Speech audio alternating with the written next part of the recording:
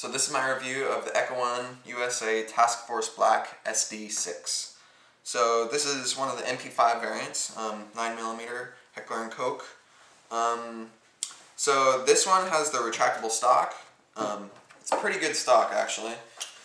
It's one position, two positions, three positions, and then a fourth position at very extended.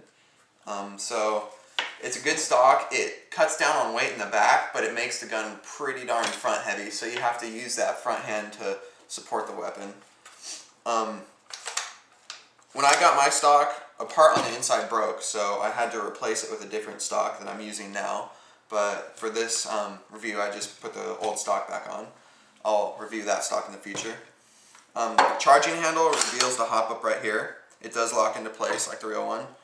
And you can slap that down as hard as you want. Both pieces are made of metal and it's not going to break off. One problem I found with this gun is the pins to keep the front handguard on. When you first get it, I saw reviews of it on YouTube, and I saw how they took the front pins out, but when I got mine I was like, oh, it doesn't look like I can take them off. But you can just get your fingernail under there and pry it off and it'll come right off. Which reveals battery compartment, which is weird because when they send you the gun, at least for me, they sent me an 8.4 volt battery and charger. So, and that's going to have kind of a lot of trouble fitting in there, and I don't think you can fit it in there. I never tried because I had an 8.4 that fit perfectly in there, so that was that came with it. So 8.4 fits perfectly in there, LiPo, good to go. And now I come to the problem.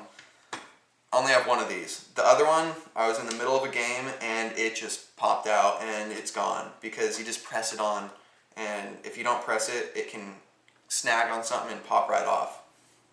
But other than that, good system. Other things that came with the gun, sorry I didn't mention that in the first place. You get one high capacity magazine, 300 rounds. Feeds nice, you just open the compartment in the back, spin lever on the bottom. Feeds good. You can get other high capacity magazines too, like G&G, things like that. Here's your manual. It's a very nicely written manual, very fancy coloring. Tells you all about all the different variants they make. Battery installation, barrel lengths, weight. Then you come back here, adjust the hop up, BBs, safeties, all that good stuff. All the things you should know if you're just getting into airsoft. This is a good gun, but it probably wouldn't be the gun for you. I'd go for like a JG, something like that. But Echo1's a really good company, in my opinion. Good made, good brand. It says to use precision-made BBs. Tells you how to unjam the barrel, all your warnings, troubleshooting, and then that's manual. And it also comes with an unjamming rod. So, you're not going to get this with the gun. Let me just get that out of the way. This is a G3/MP5 red dot sight, and it fits on the claw mounts right here. And it's a pretty good sight. My only complaint with it is the red dot is a little bit small. It's a much smaller reticule than other red dot sights that you could get, like getting a low mount riser and for the rail system and just putting like a regular red dot on it or something. But this one, you have to look through the back sight, see the red dot, and then look through the front sight. So the front and rear sights kind of get in the way, which is why I removed the back sight. And also, you can remove the front sight, but I just decided to leave it in there since during the game, like in between games, it's easier to just put the rear sight on since you only have to undo one screw, and then that's basically it. You can put it right back on. Front sight, not so easy. You have to undo a couple of things, and then it's kind of difficult to position it right in the middle. Moving on to the suppressor. This suppressor comes with that huge blazing orange tip right on the front. Take it off, you just rotate it to the side, and then it'll slip right off. There's no screwing in, it's just a quick detach, which you just put it on, twist to the side, it's on. So I'm going to talk about this for a second. When I first got it, it was shooting crooked. It was shooting down and then cutting off to the right, and I noticed that instead of being perfectly straight onto the gun, it was cockeyed to the side. So being the good technician I am, I took a hammer to it. I tried to pound this end down. That didn't turn out so well. So I figured I'd pound around since my AUG, when I got it, it had that Loctite on it, so I thought, okay, I'll try this. I pounded around with the hammer, just boom, boom, boom, boom, boom, around, and I just kept going in a circle, kept going in a circle. Then I took some sort of screwdriver, I can't remember what it was, and I put it inside, and there's little edges on the inside where you can get leverage, and I just twisted it, and boom, it came free. And this whole section right here twists out, and it reveals an inner barrel in there that slides over this barrel to keep BBs out of the actual mock suppressor. And on the front I did the same thing to attempt to remove the orange tip, and I was successful. And also you can remove that, which reveals the inside of the chamber.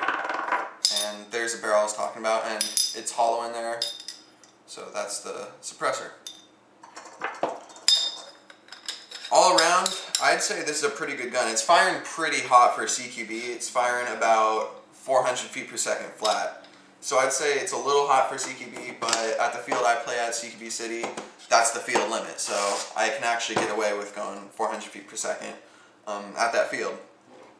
So that's a pro for me. Let's talk about the sling mounts.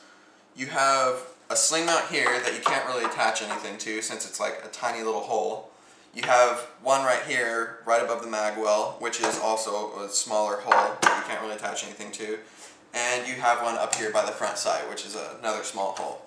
And that is the only sling mounts on the gun. So unless you have something really small or something that can attach to here, you can't. Oh, that's another thing. I forgot about that because it's not on my gun anymore for a reason. There's a sling mount right here. There's two holes right here, and that's where a sling mount goes. But you notice that mine isn't on there, because when I put my sling on there, it was a 1-point sling.